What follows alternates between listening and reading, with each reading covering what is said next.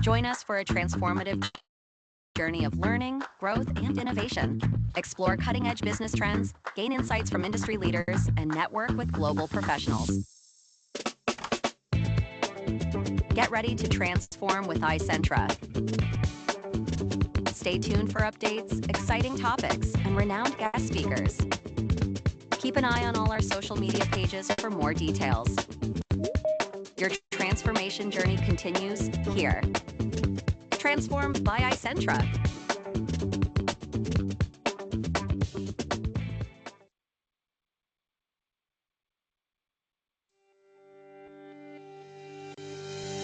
Every day, businesses face new challenges, from managing complex operations to keeping up with the latest technology.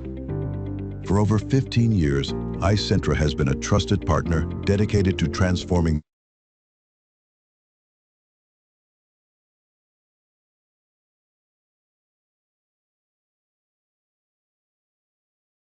people and organizations of value through a suite of integrated solutions.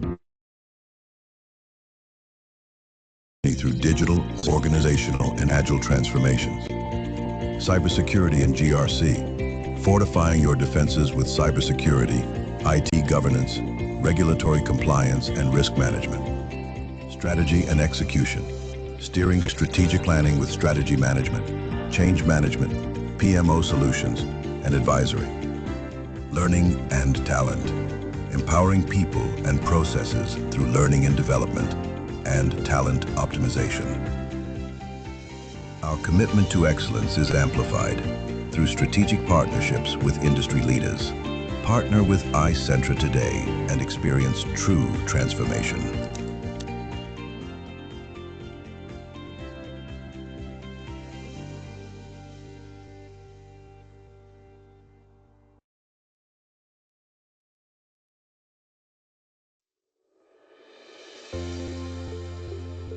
What if learning was more than just knowledge?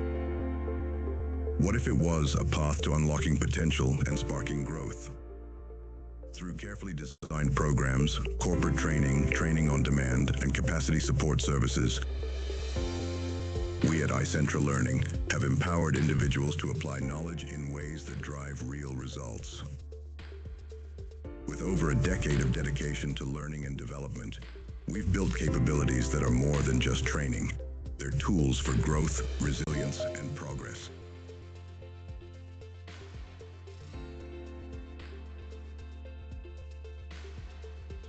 What could you achieve if learning truly had no limits?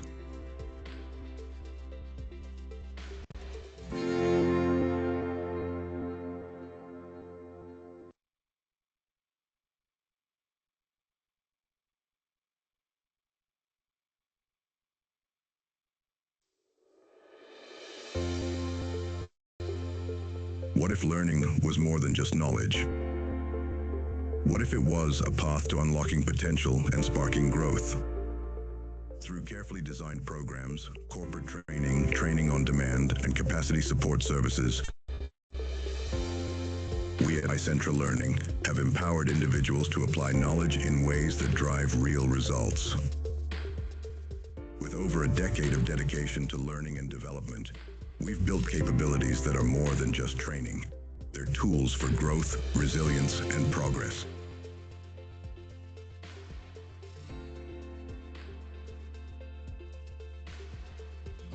What could you achieve if learning truly had no limits?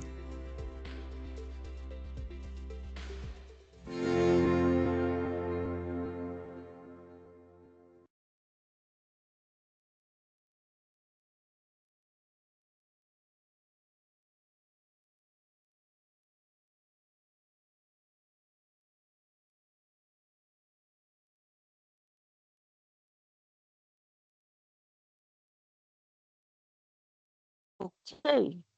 Um, Good afternoon, everybody, and welcome to our May edition of the Transform by Central webinar series. So, as we give about 4 minutes for more people to join in, kindly tell us in the chats where you're joining us from. You can see that we have a lot of people In Nigerian, I've seen a lot of different names, which is a good thing because we like to be intentional about being African, especially seeing that yesterday was World Africa Day. Can you tell us in the chat where you're coming from? Oh, hi, Gloria from Zambia. Welcome. Let's get more people telling us where they're joining in from.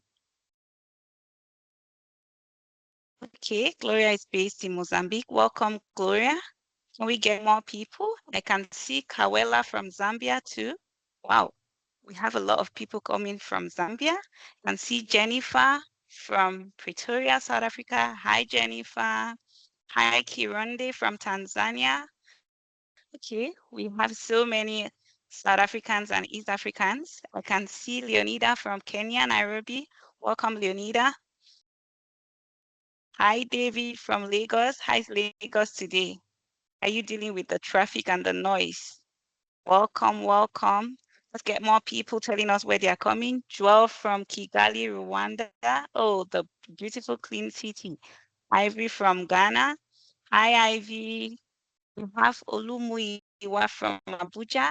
Hi, Muyiwa. Welcome, welcome, Adeze from Abuja. Yeah, let's get more people. Hi, Ivy. Okay. So just tell us where you're joining from. Hi, Sheun from Lagos. Irene from Uganda. Oh, wow. We have a full house. Welcome, Irene. Let's keep going, people. Oh, wow. Bon après-midi, Cyril. Cyril is from Côte d'Ivoire.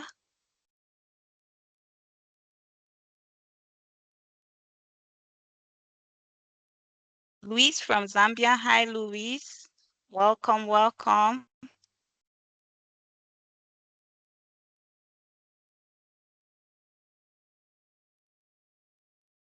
Let's go, people. I can see we have a lot of people in the house. Just tell us hello from where you're coming. This is not just a learning session, but it's also an opportunity for us to interact with each other and network. So please, you can discuss between yourselves. You can also say hi to people from different countries and build relationships.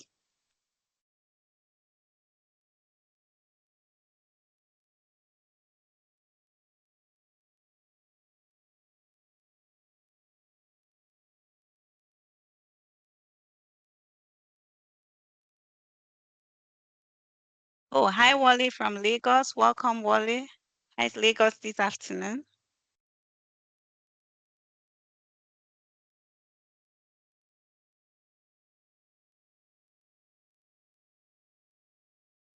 Okay, I can see Abdul Salam from Nigeria. Hi, Abdul Salam. Where are you joining us from in Nigeria? Tell us in the chat where you're joining from.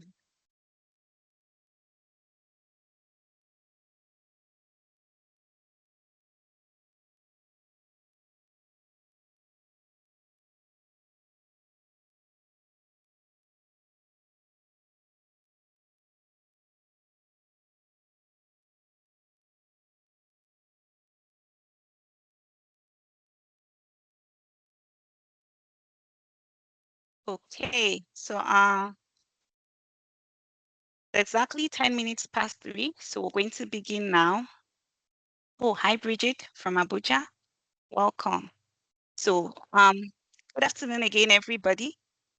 Welcome once again to another edition of Transform by iCentra. My name is Lum Ayinui Ambe.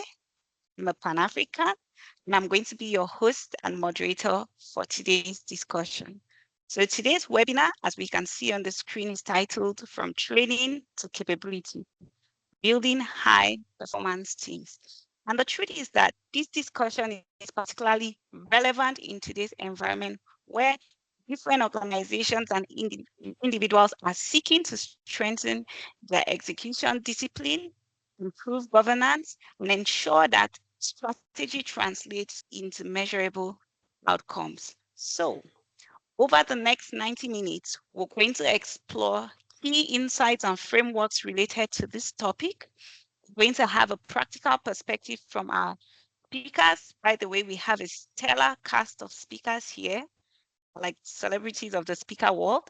We're going to have interactive discussions and Q&A, and we're going to encourage all of you to participate actively by sharing your questions in the chat and also by answering the polls. So today's conversation is quite important because across industries, organizations and individuals continue to invest heavily in training and development. Despite all these investments, all the certifications, all the workshops, the different courses and learning programs, many individuals and organizations still struggle with a performance gap. While many professionals struggle to translate learning into real capability and career growth. So the question becomes, is training alone enough? Why do many learning interventions fail to produce real workplace transformation? And also, how can we move from simply training people to actually building capability and high performing individuals and teams? So these are some of the critical issues that we're going to be exploring today with our distinguished panelists. I'm going to quickly introduce our speakers, and then we're going to take our first poll just so that we can understand and engage and see what the issue is. And then we're going to go into our opening statements. So we're going to start with our first speaker, Dr. Charles Igwe. Dr. Charles Igwe is a portfolio and program manager, keynote speaker, an educator, and a leadership strategist with extensive experience leading complex programs and transformation initiatives across engineering, infrastructure, energy, technology, and organizational environments. He's currently the program manager for the Canadian Nuclear Laboratories, leading portfolios in hydrogen systems, lithium, and research and development and fusion enabling technologies. Beyond industry, Dr. Igwe is a passionate educator and mentor who has taught and coached professionals across project management, leadership, business analysis, and organizational transformation. He also serves as a member of the Harvard Business Review Advisory Council and is the founder of CI3 Professional Solutions, a leadership and advisory platform focused on helping professionals and organizations align leadership, influence, and execution in rapidly changing environments. Welcome to Charles. Our second speaker is Dr. Taiwo. So Taiwo is a sustainability research specialist and thought leader at PMI's Office of the CEO. With over 15 years of experience in project management, consulting, and professional training, Taiwo has led and contributed to high-impact initiatives, including the UNESCO World Book Capital and enterprise PMO projects at the Central Bank of Nigeria and across multiple departments of the Canadian government. He has also trained over 3,000 project practitioners and has over 4 years of college and graduate level teaching experience. So Taiwo is going to be able to give us insights on training and moving from training to ability development. Welcome, Dr. Taiwo Abraham. And we have our last speaker, sorry to interrupt our final speaker. Go ahead, sir. No, I was just going to say you didn't mention I'm an ex-iCentra. That's probably the most important of my intro. Dr. Taiwo is actually home to us. It's like the pioneer iCentra. So yes, I forgot that. My bad. I'm so sorry. I know I'm going to have to pay a fine after this, but I'm sorry for that. That's right. Dr. Taiwo is an iCentran. And I hope that by the end of this webinar, we're going to have more iCentrans because you to iCentrans. So thank you for that correction, Doc. Let's welcome our last speaker, Dr. Sepo Mwangelwa. I just had to say that name, not in practicing it. So Dr. Sepo, funny enough, is a physician, a clinical research scientist, and an executive communications strategist. He is the founder of the Business Physician, EMI Global Speaker, and a master level practitioner in evidence-based leadership communication. He serves as a medical manager and co-principal investigator at the Center for Family Health Research in Zambia, where he is currently architecting the institution's transformation in a dual entity research and commercial structure. The Sepo brings clinical lens to a question most institutions are still treating as a curriculum problem: how organizations engineer capability beyond the delivery layer. So welcome to our wonderful cast of speakers. Welcome, Dr. Sepo. Welcome, Dr. Igwe. And welcome, Dr. Taiwo. So as I mentioned earlier, set the tone for the conversation. I would like us to begin with a quick audience poll. You can check in the chat. I'm sure the poll has been set up. Kindly respond to it while we move to our opening remarks by our speakers. So for the speakers to give their opening remarks, I'm going to ask each of them a question, and then we're going to go from there. So I'm going to start with Dr. Taiwo Abraham. Many people attend trainings today, but very few live with actual workplace capability. In your opinion, what is causing this disconnect between learning and real performance? Thank you for having me, and it's always great to be back at iCentra. This was my base in Nigeria until I left the country. If I return to Nigeria, it's still the platform I would love to operate from. So it's always exciting to be back with this group of thinkers and leaders of our nation, I will call it, because the kind of projects we do at iCentra are usually the ones that have some national interest. And it's one of the reasons I've had all the opportunities I have in the world right now, because when I talk about the things I've done back home, they're like, wow. So thank you very much. And Dr. Charles and Dr. Sepo, it's always a privilege to share a platform with you. But to your question, do you want a short answer or the long answer? Because the short one is so short and the long one is fairly long. Let me start with the short. Those two don't belong to the same pool in the first place. The unit of analysis of training is the individual.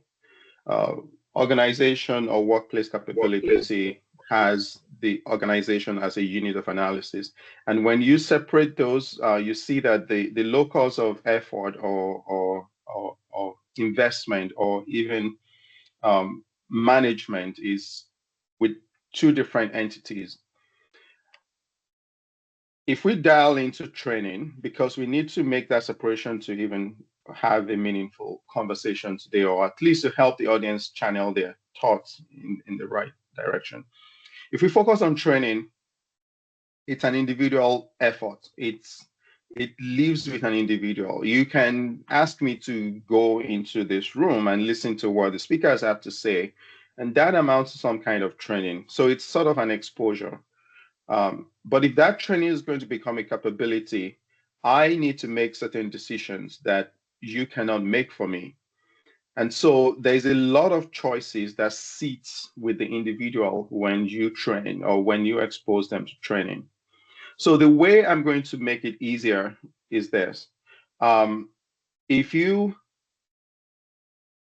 organizations ask for training, what they are technically trying to do is to move individuals from the bottom or the base of the competence hierarchy in whatever domain where they're training.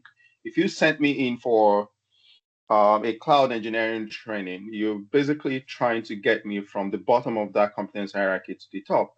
And most times the idea of success that we have from that training is usually an example of someone who has done that so well, or who belongs to the upper upper end of the pyramid of that competence domain. But in order for an individual to go from the bottom of the base to the top, this is not something that happens just by training. Training is just an exposure. Training is just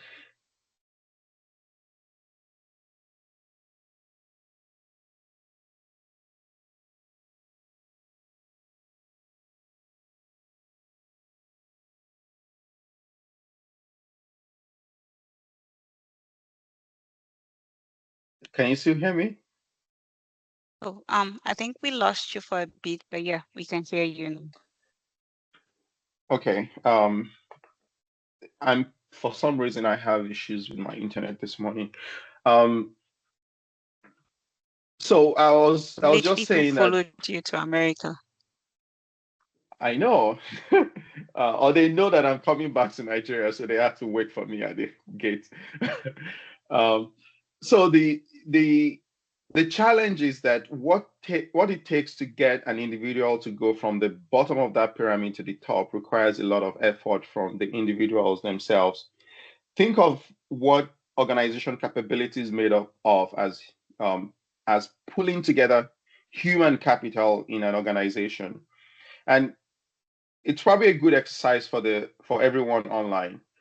Get in the chat and drop something that you do so well, and that's a good networking opportunity or a way to make your work visible. Drop something that you feel that you are so good at that if anybody ever relies on you for this type of work, it's the best that they're going to get. And I'm going to look at that and use it as an example, because what you're going to see there is just a list of of human capabilities or individual expertise. At the fundamental level, you can think of those as blocks or bricks. And if you're looking for shelter, you're not going to live in bricks. So we need to organize those bricks into some meaningful form that can really shelter. And what organizations are looking for is some form of grouping of those human capabilities that they are pulling together to create organizational capability. So there is so much that I'm still going to bring up on the separation of the two. The first part is that training belongs to the individual level. Organization capabilities belong to the organizational level. The choices that make a training successful rest with the individual, and what makes organizational capability rest with the organization. And so there is work for the organization to do, and there is work for the individuals to do. And then maybe in closing this particular section, if I'm going to channel my energy to a training as an individual, there's got to be some attraction. There's got to be some alignment of goals that make the training interesting to me. That destination that the training takes me must be interesting to me, must align with the destination I choose to go to. I must have some perception that training will reward me, and the reward has a fair amount of certainty. And the reward is not a reward of when you get to heaven, you get the results. The way a professor said this to me was that no amount of hard work or training will make you another Lionel Messi. And there is some wisdom in that suggests that it's not just the goal, it's not just the certainty of reward. I must also see a consistent measure of progress that commits me to that path, that this leads me to where I'm going. And I hesitate to say this, that there is a bit of personality traits that also informs the translation of individual from the bottom of a competence hierarchy to the top of their chosen competence hierarchy, such that if you put me right now in the middle of the pitch and says, Taiwo, you have Messi's coach, you have all the facilities it trains with, I do not think I even want to commit to that route. So that means that it's not just about training, it's about what I choose to do, what I have the resources to do, physical health, cognitive ability. Am I extroverted? Am I introverted? As you're going to see very soon when Dr. Charles takes over, this room is going to become alive because he is a bundle of energy that if you coach me from now till the end of my career life, I cannot replicate that. So it's not about training. There's so many things that have to do with who we are as an individual, what we choose to commit to, what we find attractive or desirable to commit to, and the biological resources or cognitive resources we have to pursue that training. And we will come later to talk about what organizations must put in place to enable this sort of commitment or investment of individuals who have chosen to embrace training beyond just the exposure of go into the room and learn what they're doing. I'll hand it over for now. I want to add something before you go to the next question, though. Yeah. Just some quick pointers. Training gives information. Capability changes what the organization can consistently do. Training is an event. Capability is an organizational asset. If people are trained, but the system does not give them authority, tools, time, reinforcement, leadership support, psychological permission to act differently, then the organization has actually not built capability, it has only purchased content. Just needed to throw that in. Okay, thank you very much, Dr. Taiwo, and thank you, Dr. Igwe. Jack, you guys are making my day. You're answering my questions even before I ask them. But I'm happy that we're getting inside, So at least anybody who has their training plan for the year and is thinking that, oh, I have these 6 trainings I need to do before the end of the year, you need to do a double check and ask yourself, is it just about attending the event? Because as you heard Dr. Charles say, it's just an event. However, you turning it into something that is going to increase performance depends on a lot more. How you decide how that is going to speak to what you give back, how you perform work, depends on a lot more. Again, going back to what Dr. Abraham said, you have the capacity, are you in the right mindset? Are you in the right state to bring that training that you're supposed to do? So these are things that we should think about and then go back to our bucket list for trainings for this year. And for you who is joining in, representing an organization, are you an HR manager, an operations manager or senior management? You need to go back and look at your strategy. The trainings that we're implementing for our organizations, are we going in with the right mindset? But as Dr. Taiwo said, as we go ahead, we're going to see what the organization needs to do to ensure that it's not just an event that is being attended, but that value is gotten and this value translates to measurable impact. So thank you for that. Our next question is for Dr. Sepo. We'll go into that. Dr. Taiwo gave an assignment. Bet you thought you were just attending a webinar. You didn't know you were coming to class. Dr. Taiwo gave an assignment. So please type out your responses in the chat so that he can review them and give you your score at the end of the webinar. So this is for you, Dr. Sepo. What role does leadership play in sustaining transformation and capability building within organizations? Thank you for that. I'm just going to say thank you for this platform. It's always a pleasure to be with Charles and Taiwo. I met these guys about 18 months ago, and they've become brothers and just phenomenal human beings. And so it's really an honor and a privilege to be on this virtual stage with these people.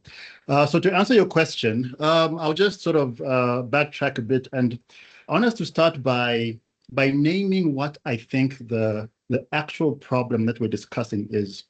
You see, most organizations are not failing at capability because their training is bad.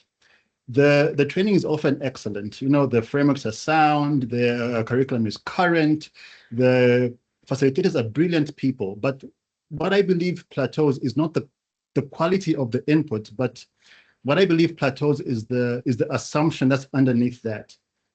And the assumption is this, that capability is something we can transfer into people. You see, we give people the model, we give them the tools, the language, we give them the practice.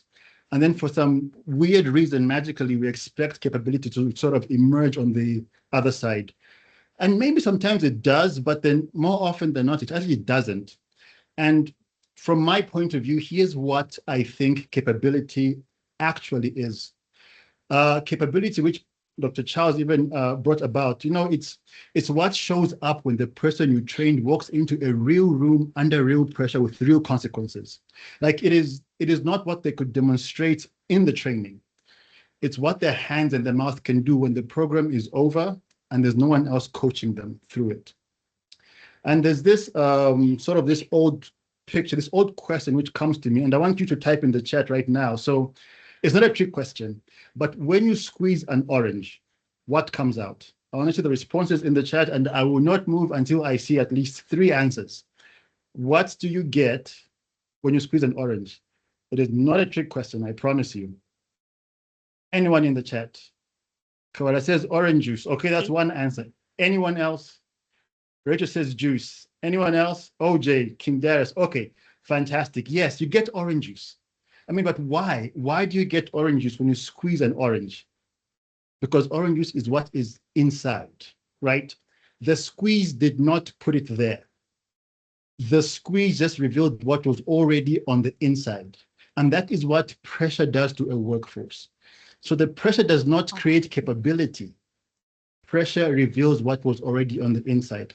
And if what was on the inside was just a borrowed model from training programs, then the pressure is going to expose that. If what was inside was something deeper, the pressure confirms that. So this is, in my view, the actual diagnosis. I'm a doctor, so I use these terms. But most organizations are treating capability as something they need to put into people. The deeper truth is that capability is something that has to be developed inside the person at a level that training by itself cannot reach. And so today, as we go further, what I want us to sort of look at is not why the training fails. Training mostly does its job. The real question is what training cannot do by itself and what we need to build alongside it for the capability to actually to emerge from within. And so to answer your question, Loom, is so what role does leadership play in sustaining transformation and capability building? So I believe leadership sustains capability by being the capability that the organization is trying to build. What do I mean by this? So this is the part that most organizations, I think, get backwards. They treat leadership's role in capability as a sponsor. It's sponsorship. The CEO endorses the program. The chief HRO funds it. The senior team then attends the kickoff meeting, the closeout meeting. They champion the change. They approve the metrics. It's just like check, check, check, check. But that is sponsorship. Sponsorship is not the same as sustaining. Sustaining is something completely different. I believe sustaining is what happens when the workforce reads what their leaders actually do when they're under pressure. So not what the leaders say publicly or what they publish in their newsletters every single month. It's what their leaders do when a real decision arrives, when a real stakeholder pushes back, when a real escalation lands on the table. You see, if the leaders running the capability initiative are themselves they're still managing complexity instead of designing it, you know, and you hear words like this from leaders like, oh, let me just handle this. I can't trust anyone else to get this right. It's just me. You know, when they're still running these things and they're still protecting their own indispensability, like, oh no, my team needs me on this. If I step back, then everything else falls apart. or they're still executing from borrowed strategy, or instead of authoring their own. And these are like, you know what, these priorities, they came from the top. I'm just going to do my part and I'll decide what is next. So the workforce sees that, our teams see that, they hear it, they can witness it within our organizations. And so whatever the program asks the workforce to become, the workforce will not exceed the example they see being lived above them. Let me say that again. Whatever a capability initiative program asks the workforce to become, the workforce will not exceed. It cannot exceed. It cannot go above the example they are seeing being lived by their leaders. So leadership does not just sponsor capability. Leadership demonstrates the ceiling. So if the highest behavior the workforce can actually see and observe in the building is excellent coordination, that is the ceiling of what your capability program is going to give you. Not because the program itself is bad, the program did what the program was meant to do, but because the workforce is consciously and unconsciously calibrating to what is actually being rewarded, being demonstrated, being modeled by the top leadership. And so just to sort of tie this off, I believe the most expensive thing in capability initiatives is not the training program. It's the gap between what the program asks people to become and what they see being lived above them every single day. So if that gap is narrow, if that gap is small, capability is sustainable. But when that gap is large, capability decays the moment that the program ends. Wow, that was so insightful. Thank you, Dr. Sepo, for that. So at least all leaderships in the house, I think what you should be able to take away from here is that you're not a sponsor. Stop sponsoring. Become the capability that you want your organization and its people to have. Let us stop being sponsors. Thank you so much for that, Dr. Sepo. So let's go to Dr. Charles. He's been able to add to what Dr. Taiwo said. Let's get his own opening remarks apart from what he mentioned before. So this is for you, Dr. Many organizations invest heavily in transformation initiatives, but struggle to sustain the results. In your view, what is the real reason transformation efforts fail? Okay, this is a big one because a lot of organizations are talking about transformation this and transformation that, and the transformation plans are constantly changing and never landing. So what can you tell us, in your opinion as an expert, what the real reason for transformation failure is? Kindly mute yourself if you're not any of the speakers. Can you mute yourself, please? All right. Okay. Thank you, sir. Dr. Sepo mentioned why transformation fails, and it has to do with leadership and leadership's appetite for true change. Talk is cheap, right? For the longest of times, I've been saying, I'm going to go to the gym. I'm going to go to the gym. I've been paying a gym subscription for the last 2 years, but do I get myself to the gym every morning? I don't. No. We have organizations talk the talk because they think that is what folks within the organization want to hear. They talk the talk because it is the right thing to do based on industry standards. But transformation failed because organizations, most of them, were never structurally serious about change. This may sound harsh, but it's the truth. We announce transformation, we fund transformation, we brand transformation, lots of initiative, the 5 whys, why we need to do this, rise. We give it funky, funny, sexy acronyms.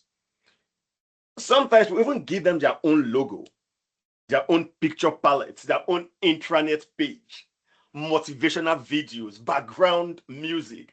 We make it all flashy. But does this actually rewrite the way organizations work? They do not change how decisions are made. They do not change how money flows. They do not change who has authority and the pace with which decisions are actioned. They do not change what behaviors are rewarded. They don't change what leaders are allowed to ignore and how accountability is enforced. So what then actually happens? What actually happens? The old system survives under a new name. You now have agile transformation with the same approval bottlenecks. You have an agile team with 15 people. You have digital transformation where people still print forms and sign them manually, scan them back, and then upload them back into SharePoint that nobody trusts.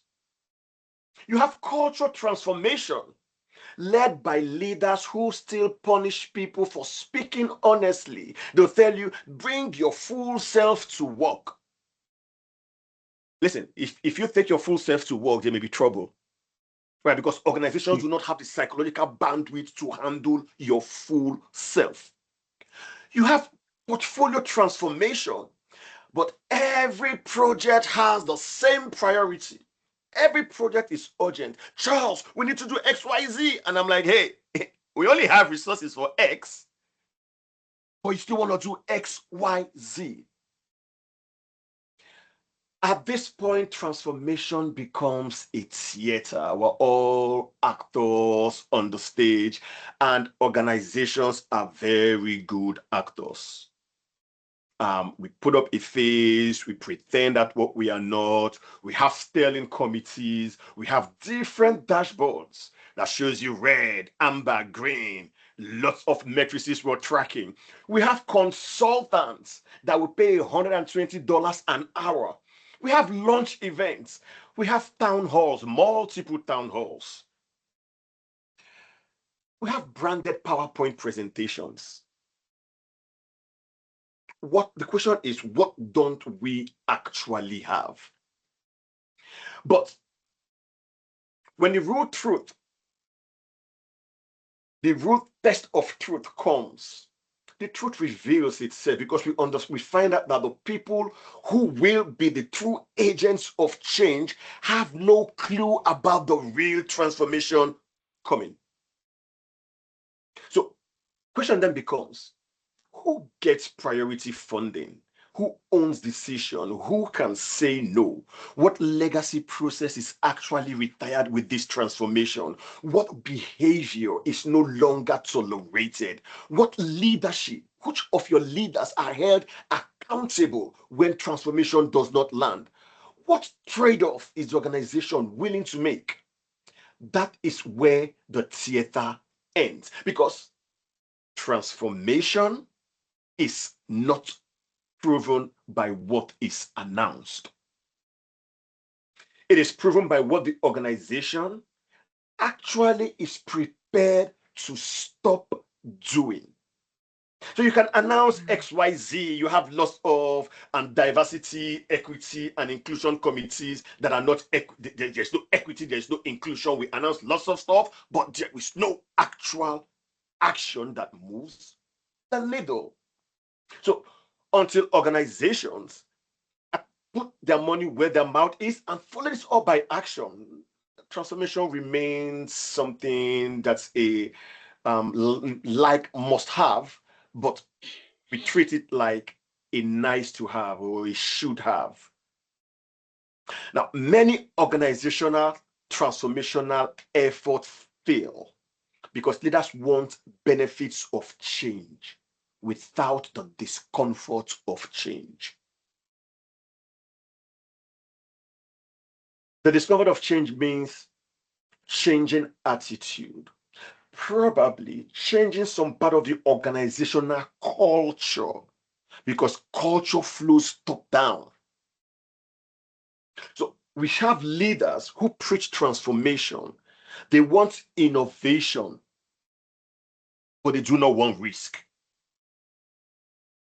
They want speed, but we have different layers of approval with people unable or not unable, afraid to take decisions. We want collaboration, but we want siloed protection and siloed behavior. We want accountability, but we frown at the very difficult conversations. That is not transformation, that is decoration.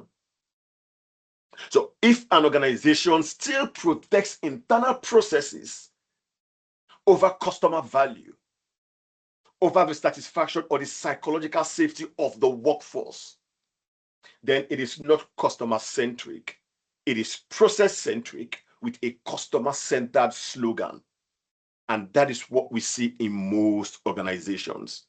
Now, the real reason, I'm going to end with this, transformation fails is that organizations underestimate the power of the existing system. The existing system has habits. It has defenders. It has informal cultures, informal rules. It has comfort zones. It has hidden incentives. It has people who benefit massively from them. And unless transformation is ready to confront these realities, the existing system will soak up the new initiative and just keep moving. Transformation fails when it is treated as a project instead of a shift in operating logic. I'm gonna leave it here. So for either Sepo or Taiwo to jump on, because this topic, it gets me all worked up. We talk, but we don't do talk. And we expect manna to fall from heaven. Now, when Jesus turned water into wine, he was giving water. He did not turn air into wine, right? But we see transformation experts in transformation without the water to change into wine. That is where the real problem is. I yield the floor to Sepo or Taiwo. Thank you very much, Dr. Igwe. Thank you very much. Dr. Sepo, Dr. Ibrahim, do you want to jump on that? Since you have actually been asked to jump on that. Sure. Yeah. I mean, Charles has brought up something very important, and it's this whole thing of where we act or behave as if, like our behavior is what the transformation really is. But transformation is not an external thing. It's an internal thing. The result of that transformation is what we see. And there's so much pretending nowadays in organization. We dress things up so nicely to make it seem like work is being done. But that work that's external does not do the work that's on the inside. So thank you, Dr. Charles. Thank you very much for that addition. So for all of you in-house today who are leaders, are you ready to deal with the discomfort of change? Because that was a very serious point that Dr. Igwe brought up. The truth is, if you're doing transformation, be it digital, be it agile, be it organizational transformation, your transformation is not failing because of the people that you have. As Dr. Igwe pointed out to us, your transformation is failing because you do not have the structures. You're not ready to carry that transformation. So we're going to go into the discussion more, but from this intro, I can't believe this is an intro because it's like we've already gone into the body of the discussion. While we go into answer and discuss more with our panelists, please make sure that you take the poll in the chat just so that we can keep up the amount of engagement on this session. So now we're going to speak to more deeper issues. We've seen the introduction. We've seen what training is. We've understood that training is not the goal. It is just a vehicle. We've also seen the difference between training and capability. And we have seen why, even with all the training, with all the talk about capability, Dr. Charles was able to prove to us that we are not doing, we're just talking. And that's why our transformation initiatives are failing and our strategy is not coming to pass. So let's get into the conversation deeper. And please, if you have questions, kindly type out your questions in the Q&A or in the chat, whichever one you're comfortable with, so that our speakers are going to answer them after we are done with the discussion session. So let's get into it. I was going to speak to the difference between training people and building organizational capability, but Dr. Igwe did a solid one for us at the beginning and told us the difference between. So let's look at how we can align learning and development with strategic business objectives. So this is for you, Dr. Taiwo Abraham.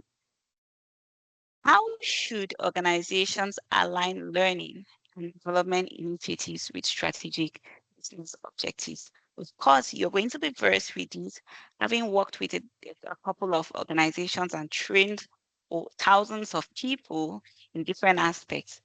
How can an organization align learning and development initiatives with strategic business objectives?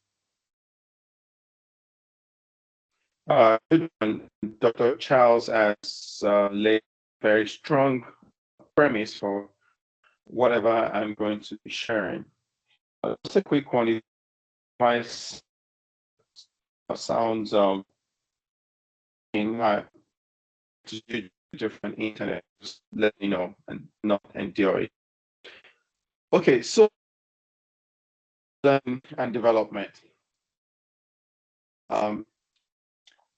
The beginning is the discomfort that Dr. Igwe just said, that most organizations have ambitious goals, they have this transformation objective, but they don't is this transformation require people that make up this entity. It is what training do we need to add to in order for us to achieve the transformation? Whereas the question should be, what are we asking from the individuals implicitly? The transformation objective, is it something that aligns with their own interest? There are four parts of these that I'm going to talk about. The first part is strategic transition, where you want to turn strategy to expectations that people can act on. A frontline manager cannot tell you in a sentence what strategy is asking them to choose as soon as tomorrow morning. The strategy is not yet aligned, no matter what learning and development program says, because there is still some kind of misalignment of priority or desire or at the individual level and what the organization is asking for. The second part is what I call valence, which is how attractive the goal is. Something that can make that easily relatable is if you know that where you're seated right now in your room, there is a rock of diamonds that is under your chair. You're not a builder by profession, but you will do whatever it takes to dig in your house to where the rock is. But you need a degree of certainty and knowing that this is going to be a life changer. So when we talk about valence, it's how attractive is the destination. So when we are setting up a learning and development program towards the objective of an organizational transformation, you want to make that learning to lead somewhere that the individuals actually want to go.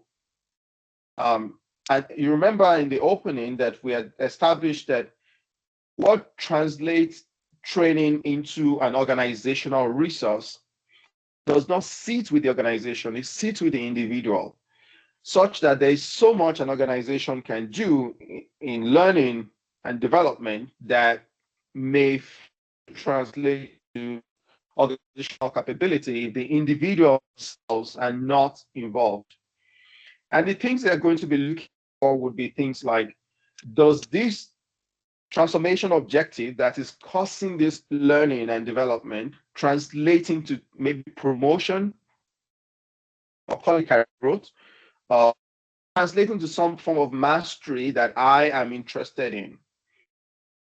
Is there is it yielding some kind of job security that I wouldn't have if I do not take the training? What kind of identity do I get when I follow this path that my organization is putting in front of me? Does it yield some kind of status? Does it yield some kind of freedom? These are somehow intrinsic kind of benefits or objectives that individuals rarely state outward, but which actually drives them internally. Now, if you do not know which of these your top performers are reaching for, your curriculum is already pointed at the wrong destination, because you're going to be preaching to the choir, or you're going to be preaching to the deaf ears. The third one is instrumentality. You want to make the path from learning to the destination that you're sending people to be visible and credible. Visibility is, this is what success is. But when you find that success, you want to make sure that it's not just talking about the success of the organization. We just talked about valence.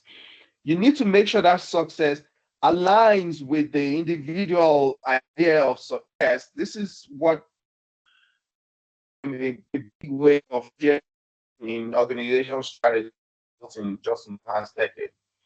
The idea that shared vision commits individuals at the level that you cannot incentivize them to commit. Now, the credibility part is where you want to ensure that there is some kind of trust. People have to, that this organization or the leader leading me in this direction has a track record of delivering promises. The trust they have in the journey is a major part of what equips them to overcome the challenges that they sure will face on the path. So people discount training they cannot trace to outcomes that they care about. If the outcome does not look like where I want to go, then it's a question of, yeah, I'm going to be in the room for the training, but then after, what happens? What can you do about that? One is the reward architecture. The reward has to be proximate. That is, I have to be able to sell the reward. The reward has to be certain. There's got to be some guarantee that this reward is going to be mine. And I have to have perception of equity or perception of fairness, meaning that you are not telling me to do something that should deliver X level of reward, but you're rewarding me at a B level of reward.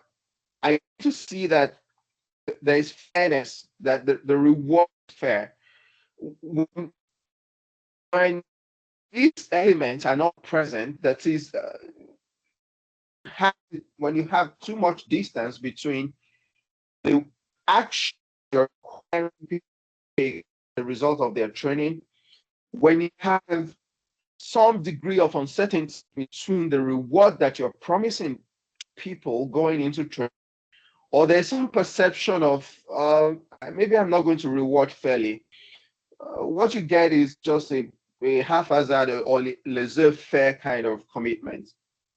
So design rewards will create a loss of momentum, and uncertain reward will certainly lose. Inconsistent reward will corrode trust, and of course, unfair reward will poison everything upstream. So we need to stop asking what skills the strategy needs. We need to start asking what the strategy asks people to choose, and what make choosing that the rationale and their emotional default. And the second question that should come only after that is where training and development earns its budget. And I'm going to end it there for now. Okay, thank you, Dr. Taiwo, for that. I believe that we've been able to pick two key things from here. from a response from you. However, so what would you recommend based off on these? What practical steps would you recommend that let's say HR individuals or individuals who are in top management and leadership in their organizations, what 2 major practical steps or 3 major practical steps will you recommend that they take? Should this be done at the beginning of the year after the strategy session, seeing that learning and development is obviously tied to how what strategy is designed again and how we want that strategy to reflect. So what 3, just give us 3 practical steps that you would recommend that leadership take, especially the people who are in Is charge that of to me, Taiwo? learning and development. Yes, please. Before we move on to the next person, can you Okay. just tell us 3, maybe in a minute, 3 practical steps that can be taken? Well, the first thing is you need to know the people that you're training. Like, they're not just robots. There's what moves them internally that you want to build a vision around. And sometimes the uncomfortable side of this is that sometimes the transformation objective you have is not for the current resources that you have. So if you have onboarded people for different reasons and suddenly you're going to evolve into a different set of strategic agenda, the first question you really want to ask is, do I have the right people for this type of work? Because like we said, there's a lot of personality that's involved in the nature of work that we do. And if you think of how much of our days or life that goes into work, it's actually burdensome to commit to a task that doesn't gratify you. Um, Imagine that I joined an organization as a thought leader and suddenly they require me to sell. I will even be the first to opt out before the organization realizes I'm a misfit for that type of work. So you're designing transformation the same way you do not go to the market to shop for a car or shop for a house without first looking at what does my bank account looks like. That is the beginning. The resource pool that make up this organization, what are they? What do they have? Think of the resources as what we call human capital. What is our human capital composed of? What can we build out of this human capital? That is the beginning of transformation agenda set. Now, when you identify what you have and based on that, deciding on what transformation agenda you can set, can push the bar a little further to a extent that you can cover with training. To start out setting the transformation agenda before looking at the resource you have, I lead to you demanding what is not realistic from the people that you have. But look at your bank account, at your human capital, and say, what can we reasonably build with this human capital? Okay, because we're set for growth, definitely there's got to be some stretching, but is it a stretch that we can bridge with training? And the people aligned to commit in that direction. I think is wrap that up. An understanding of the resources you have, deciding what transformation agenda is possible, and fitting in training where you identify a gap, that it's only going to be to a reasonable extent. It's like someone going to gym they after all the global data and the humongous number of people who take gym the data suggests that you hardly can increase your score by more than 15, no matter how much you study. That is something that feels almost deterministic. Of course, there are outliers who break. Maybe their first attempt was based on had some element of distrust or stuff like that. But in terms of what humans really are capable of, you cannot separate their cognitive resources from what you're asking them to do. So you need to start with your building blocks. What can we build with these resources, and how far can we push them with training? Only to achieve the success of organizational capability and program. Okay, thank you very much for that, Dr. Taiwo. So for all of us in the room listening, 3 things you should do and 3 things you should take back to your organization. First off, you need to know your people. You need to know the resources that you have. Secondly, with that information, decide what transformation agenda you're going to be carrying. And finally, design what trainings will fit the resources in the particular transformation agenda that you'll be undertaking. Thank you for that, Dr. Taiwo. So we've seen from viewpoint of designing our different learning and development initiatives and tying them to our strategy, because of course, we do need to strategize as businesses and organizations. So this is for you, Dr. Igwe, what differentiates organizations that sustain performance from those that continuously restart transformation efforts?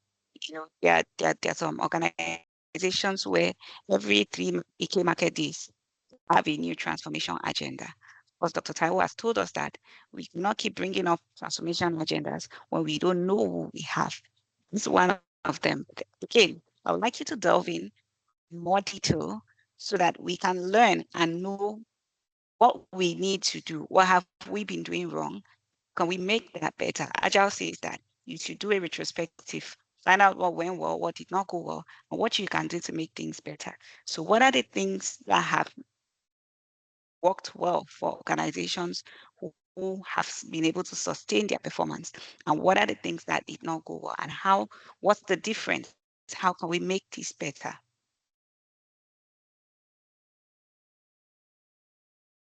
Is that for me or for Sepo? Yes, it's for you, Dr. Igwe. Oh, and I was thinking that was for Sepo. So Yeah, could you Dr. quickly Sepo can also quickly jump in. rehash could you quickly rehash the question? Okay, what differentiates organizations that sustain performance from those that continuously restart transformation efforts?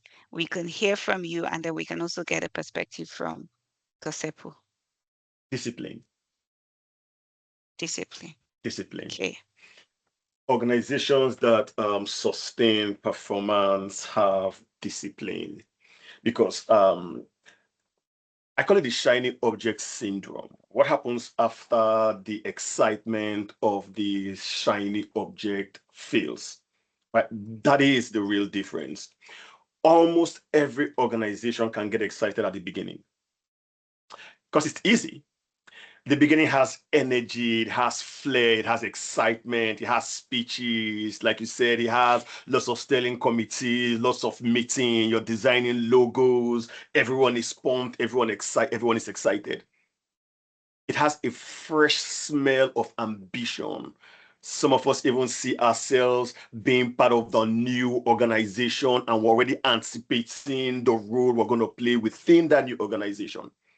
But sustained performance is not based on all of this. It is built 6, 7 months, 8 later, when the room is tired, when the novelty is gone, when competing priorities have arrived, the sponsor is distracted, the organization also has some other transformation activities going on. So transformation on transformation. Now, this is where mature organizations separate themselves.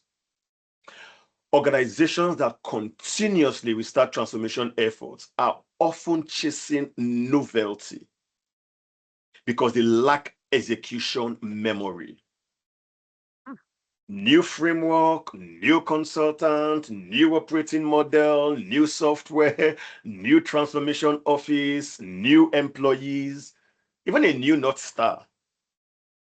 but it's still the same dysfunction, the same dysfunctional culture. The organization changes the packaging most times, but we don't change the pattern. So it's like buying a new running shoe. Sepo runs. So every January, Sepo buys a new running shoe, but you never actually change your eating habits. Right? You don't change your sleep, you don't change your discipline, or it's like me paying for gym subscription but never ever going to the gym, or buying I've got at least 4, 5, 6 different gym trainers that all just in there. I never wear them. Right now, organizations actually do the same thing. Most times we say this transformation will work because we have a new methodology, we have some new consultants. But what if leaders cannot prioritize? You want to start a transformation and suddenly you think you want something else. There is no backlog of initiatives. You want to jump into everything without first testing. Now, if the data is poor and nobody trusts the workflow, you can't sustain transformation. Most times we think transformation is about changing the tools. We want better tools. We want to upgrade our server. But it's people first. It's transformation can take either 3 aspects, 3 facets: people, process, technology. We mostly focus on the process and the technology without focusing on the people, the vehicle, the drivers, the champions, the sustainers. Technology is technology. A tool is a tool. If Charles is not invested in learning how to use a tool, the tool becomes a hindrance rather than a tool. So, organizations that sustain performance do not keep restarting because they have learned how to institutionalize. No, they have learned how to do 3 things differently. First, they connect the strategy to the portfolio choices. When you've got strategy, the mission and the vision, and it is strategically linked to the choices you make in your portfolio, it is difficult to change that transformation. Because either you have a commitment to the government, you have a commitment to the stakeholders tied to that transformation. Maybe the transformation ends up becoming still a smoke screen, but you get some traction. Right? So first, you got to connect strategy to portfolio choices. This sounds very obvious. I see Loom nodding her head. It sounds very obvious, but I can tell you for free that we do not do this well. We create strategy at the top, then approve projects elsewhere, right? Yeah. A sustaining organization has the discipline to ask which initiative truly advances our strategy. But in most cases, you've got different sponsors, different big, huge ego sponsors that have leveraged relationships in the organization, acting as sponsors for different transformation, and then we refuse to ask the question, which initiative truly advances our strategy? What must stop for this to succeed? What character, behaviors, attitudes needs to stop? Do we have the capacity? There is capacity, there is capability. No matter what Taiwo does, he can't dance and jump like me. No matter what I do, I can't be as mellow as Taiwo. Right? So there are skill sets for Taiwo and there are skill sets for Dr. Igwe. Do we have the capability and the capacity to deliver this based on the required skill set and what we have? We do not ask these questions. What values are we expecting? Who owns the benefit? What happens if we do not do this? Is this strategic, or are we just following the bandwagon? Are we responding to the trends of industry? Are we following the shiny object syndrome because our nearest competitors are doing it? Is this strategic? Now, that question, is it strategic, becomes it matters because in many organizations, the loudest request gets treated as the most strategic. The one with an energetic sponsor, a charismatic sponsor, a flippant sponsor. typically it's treated as more strategy because Taiwo will just sit there and talk about his project. This is what I want to do. And then Charles storms into the room with flair. I think my project needs to proceed. And suddenly, no one is listening to Taiwo, even though he has more strategic importance. They're listening to the noise, to the flair, to the gravitas of the sponsor. Urgency then becomes a costume for poor planning. Now, sustaining organizations do not confuse noise with importance. They use portfolio governance to protect strategic focus. Where was I? have named two, right? Third, yes. Sustaining organizations protect capability. They do not allow every leadership change to erase the last 5 years of institutional learning. We see this all the time. A new leader comes on board and then suddenly they have new initiatives and all of the previous initiatives suddenly do not make sense. There is no continuum. We treat leadership the way we treat government. Tinubu comes into government, he throws everything Jonathan does, right? And Trump comes into government, he throws away everything and Joe Biden did. In policies, that is the way we treat transformation. It shouldn't be so. So through any organization that wants to sustain transformation must protect capability.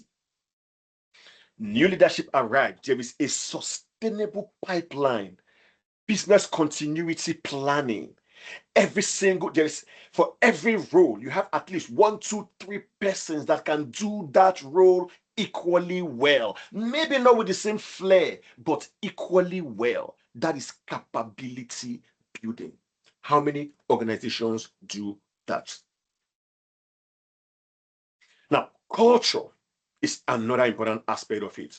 What is the culture of the organization? Is it a learning culture? Is it a training culture? The culture of the organization also plays an important role. Now, without all of this, transformation becomes a recurring corporate ritual, maybe once every 2 years, once every 3 years. It's just a cadence that we have on our calendar, right? Now, that recurring ritual is expensive, it's exhausting, it's familiar. And somehow it is always announced with confidence and flair. Loom, I give you back the mic.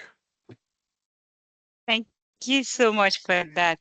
It looks like we're just touching the surface of this discussion. I'm thinking we're going to come back here next month to continue from here because I'm sure you saw me. I was just nodding like an agama because you're touching all the points. Having worked for over 15 years in the corporate sector, these things are reality. And I hope that we're getting insight from here. It's true. Discipline. People feel that discipline is something just for children, but it's something for everybody, and organizations are inclusive. The truth is that a lot of organizations lack discipline. The truth is that a lot of organizations do not connect their strategy to the choices of projects. The truth is that a lot of strategy is developed from up down, and then people are asked to do stuff. And the truth is that culture will eat strategy for breakfast every day. So that is something that we need to consider when planning for these things. Transformations cannot work without people. Thank you so much, Dr. Igwe, for touching on that. I know I had said that Dr. Sepo is going to speak more, but the truth is, all through this discourse, we have not looked at the point from the individual. We've spoken about organizations and how this all ties out. So I'd like Dr. Sepo to come in and speak at an individual level because, we have 64 people here who are all individuals and whom I believe have plans at the beginning of every year or every quarter or every half year on how they want to develop their skills, their skill set, their capacity. Again, we all heard that capacity and capability are completely different things. So let's be picking up on those keywords and understand the difference. So what will you say to individuals? What mindset should they have when they go into deciding how to build skills, how to what trainings they need to do, what mindset they need to have when they want to look at this side. Because a discussion was sparked a few weeks ago from the CEO of MoneyPoint, and he was saying that, oh, it's so difficult to get people resources now to work because they do not have the skills. And everybody was up.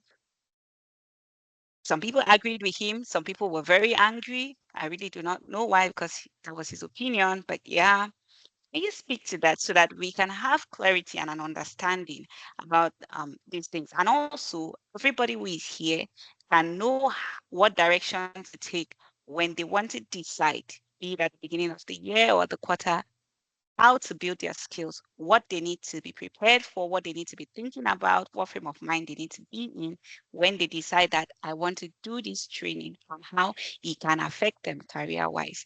I'm sure we've been able to see a couple of responses from the poll that is ongoing, what happens when people do trainings, if it's effective and all that. So can you kindly speak to that? And I also like the rest of the speakers, the pitching after Dr. Sepo has come in. I think this is going to be the last set of questions we're going to have for our panelists, because after this, there's some goodies that iCentra Learning has prepared for all our attendees. But we're going to go into the Q&A session. Does that include me? Goodies? Oh, yes, definitely. It does include you. Okay, thank you so much. From Dr. Sepo. Okay, so yeah, that's a great question. It's very powerful. Since we've been talking of the organization level, now sort of bringing it down to the individual. And I think one thing we need to realize is that many organizations will struggle to embed these new behaviors into their individual people.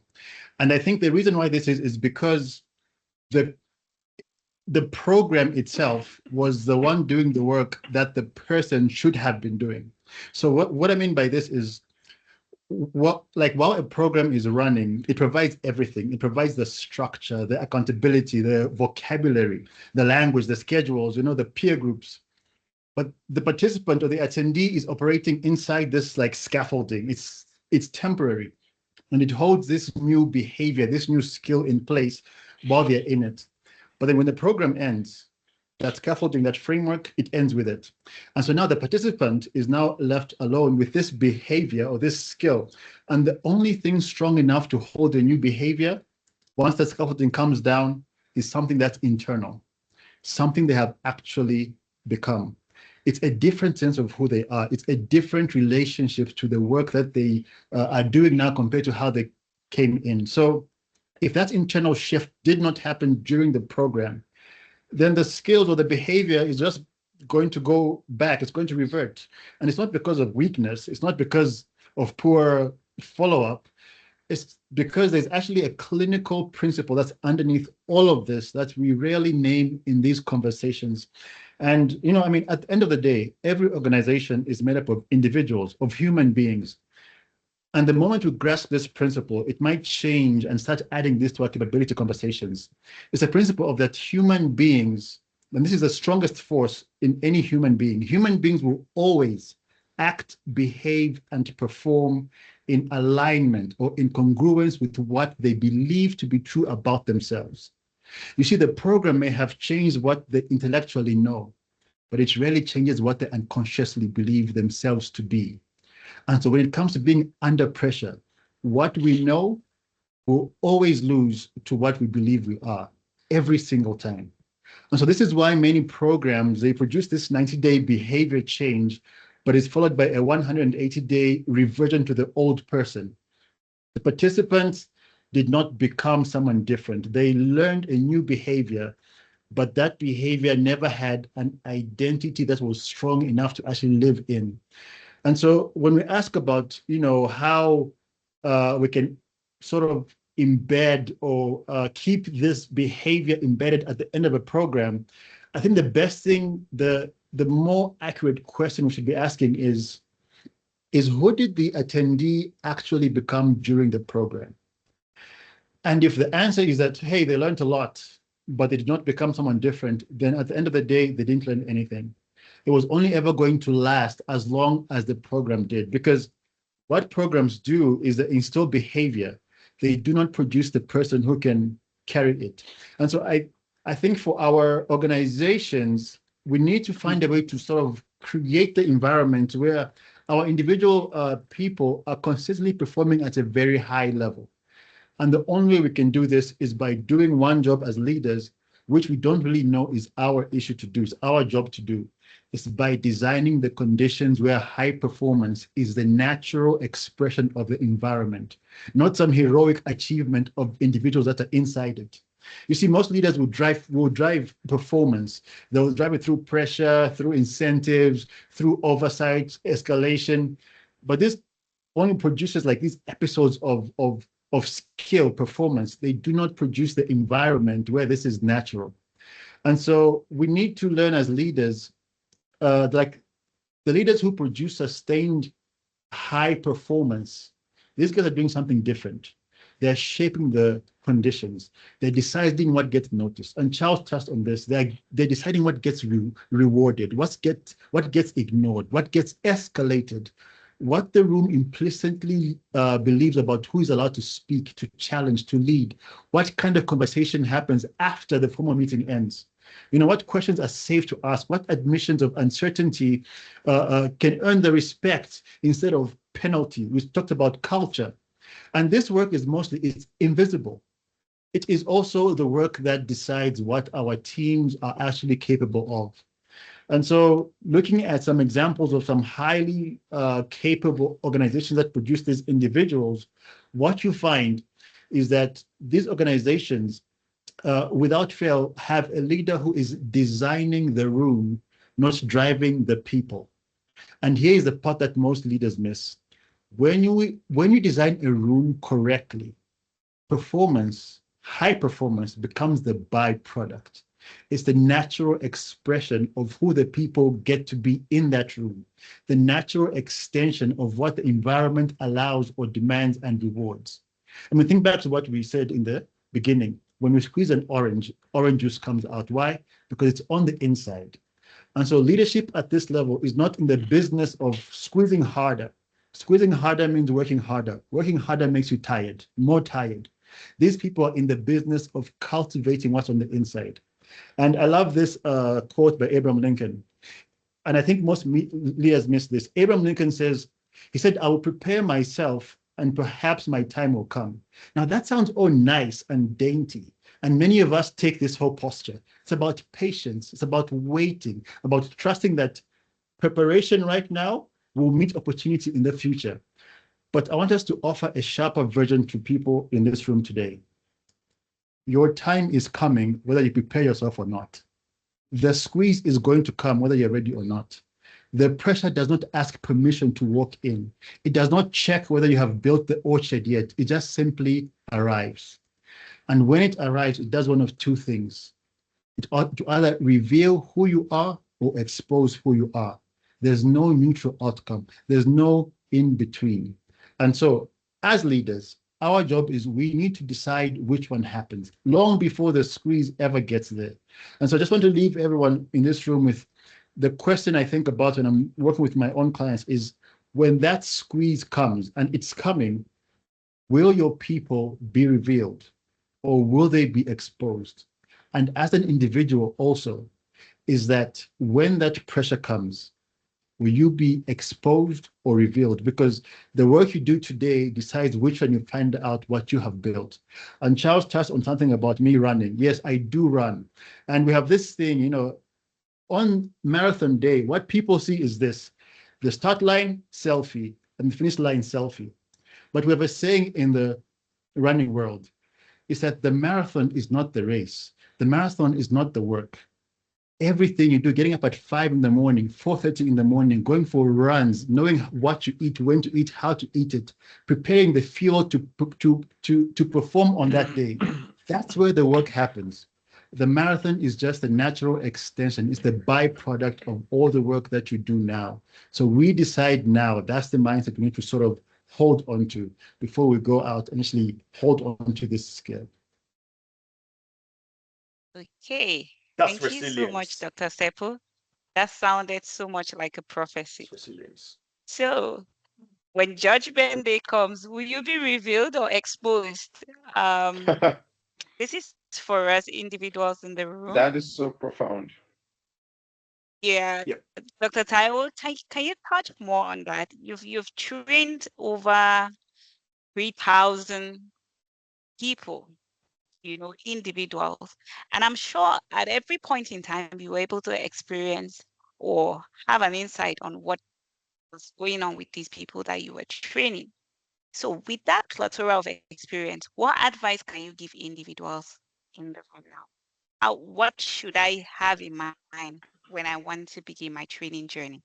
And it's because that is going to be a guide on what types of trainings they decide to undertake, especially because nowadays we look at training as something that helps us to build our careers, and all that. So what advice, just in 2 minutes, what 2 or 3 profound things can you tell us as advice to all the individuals here?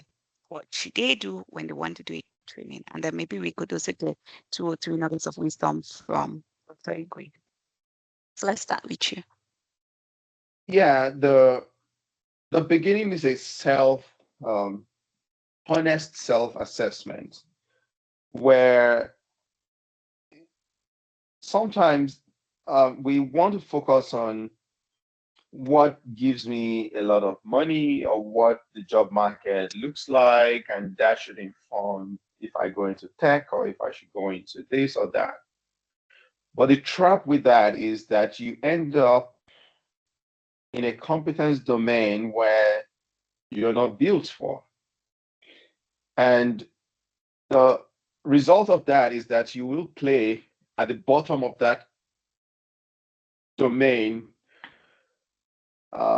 your entire career if you don't make a pivot very quickly.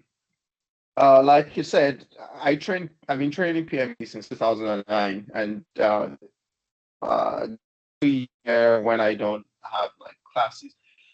And in all of these classes, as sad as that may sound, I rarely see more than like 30% of the room that actually excited about project management or has the persona that will thrive in project management. For example, someone walks into the room and says, I want to train for project management, but they have very, very low tolerance for ambiguity.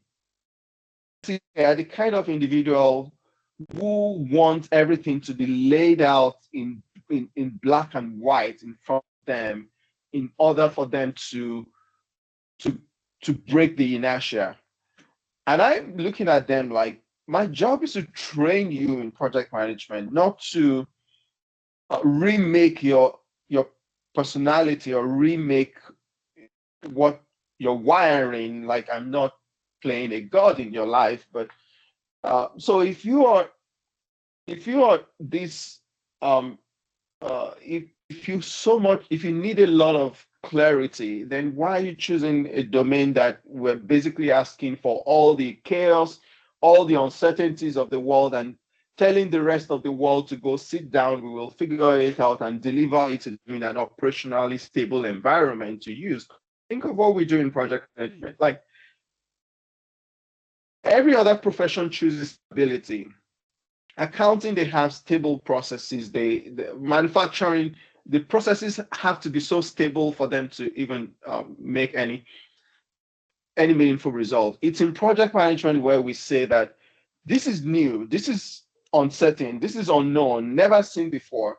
Bring this to me and I will organize your resources until we make something stable out of it. So how does an individual who needs black and white level of clarity thrive in that kind of space? You're just going to end up frustrated, and it's not going to be the fault of the organization. It's going to be your fault that you chose a wrong profession. Imagine Messi training for how to be a good keeper. One, his height is already a disadvantage for him, so it's not even a question of how commitment or how much interest he has in that kind of work. So the first part is, as an individual, do a honest assessment or self-audit. It is not theory when you hear of these big personality assessment or psychometric analysis, it's actually a necessity that you be self-aware going into any training path that you're going into, and then you want to get the best of results that you can to take yourself very quickly from the bottom to the top. And if I can talk about that very quickly, certifications are very, very useful. Useful in the sense that if you are going into a new field, the quickest way to take yourself from a rookie level to an expert level is to consume the organized information that make up a certification. If you want to go to a university to learn a degree in computer science, for example, we will teach you theories of computer science, history of computer science, and so many things that may be irrelevant to the actual problem you're going to be required to solve in your organization. But if you go for cloud engineering training with or a certification, you will be hearing the exact information that prepares you for the work at hand, the work you're going to do.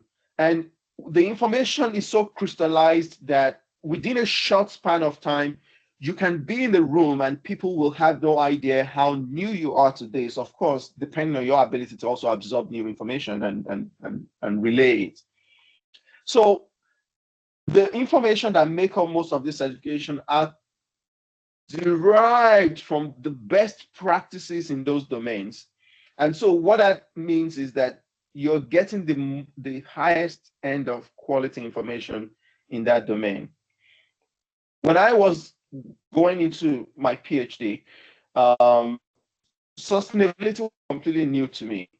But because of this same nuggets that I'm sharing here, I knew that my fastest way to becoming a top apex, an apex feeder of that competence domain was to go for certification. Certification from that a university professor who has spent like 10 years in the domain has on Coursera. I took another certification from Global Reporting Initiative, which is like the biggest reporting standard in the world. I went to Cambridge for a 1-year certification course, despite being in the PhD. I went for the PMI's GPMB, which is now going to become Certified Sustainable Project Professional. I did a certification in ESG investing, plus several other podcasts or things there that I was consuming. Then I had myself sitting down with practitioners and having consistent conversations. It took just 2 years before I will be in a room with a chief sustainability officer of an organization, and they will respond to me that I haven't come across someone as vast and deep as you are in sustainability. And that is not something I would consider as a bragging right. It was the result of a compressed, crystallized form of learning, but also one that was based on a honest assessment of my own capability and what interested me. At the time, my obsession was how can we use project management to address some of the grand challenges of the world, which is mostly composed of what we talk about in sustainability. So there was the individual interest, there was the right channel of selection of the right tools to learn, and the result is public.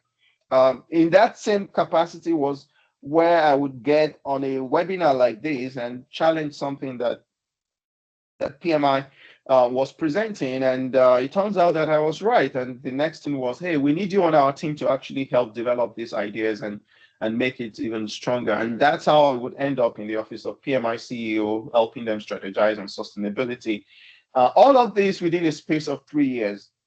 So there is some wisdom in connecting yourself with the right resources in direction as where to go. I think I took more time than wanted. I'm very passionate about because I've seen thousands of people invest a lot of money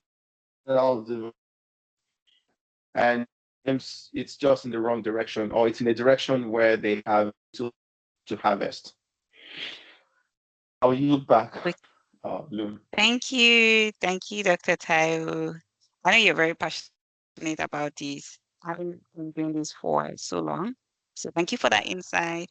And I hope that if you're an individual here planning to upskill, planning to advance your career, you can take insights from what Dr. Taiwo said. Dr. Igwe has also posted in the chats. I'm going to read out what he typed out.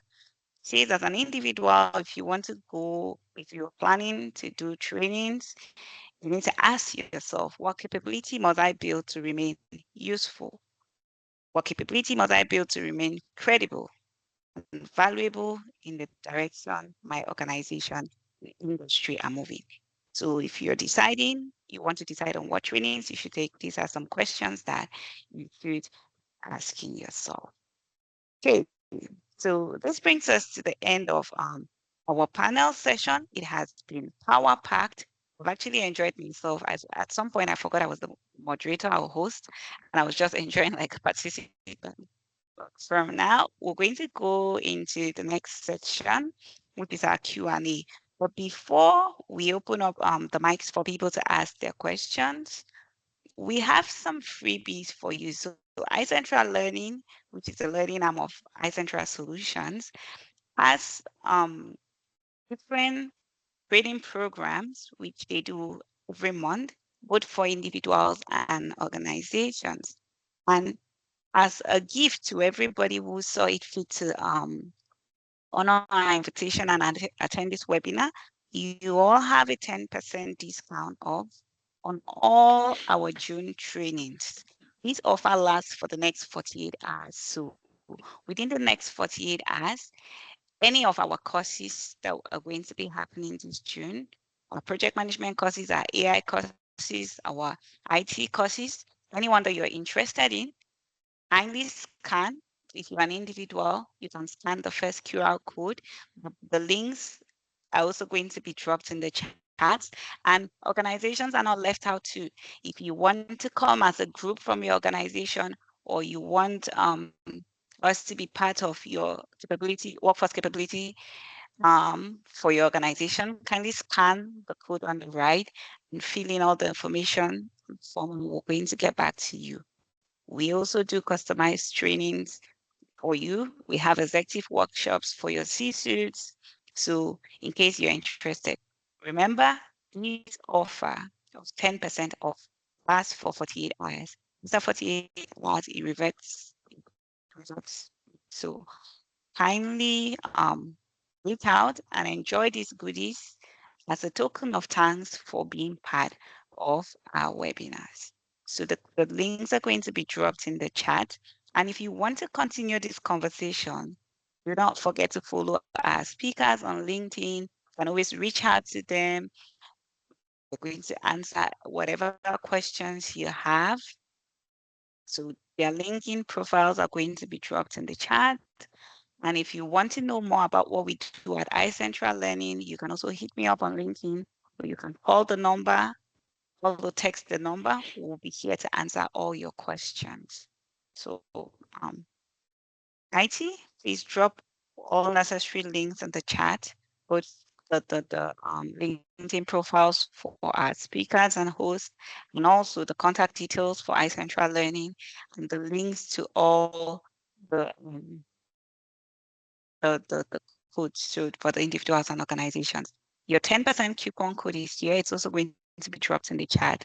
So you can use it and you're going to get your 10% discount within the next 48 hours.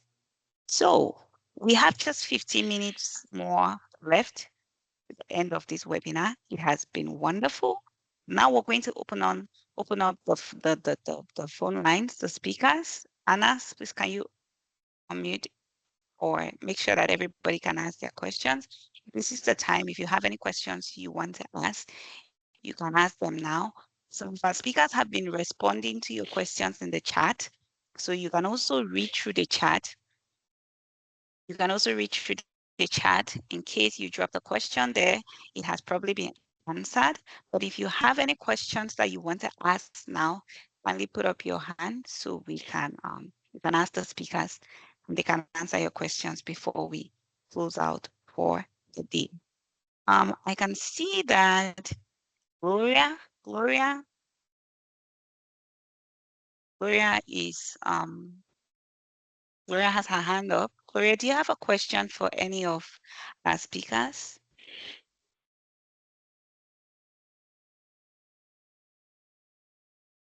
Okay, I can see King Darius.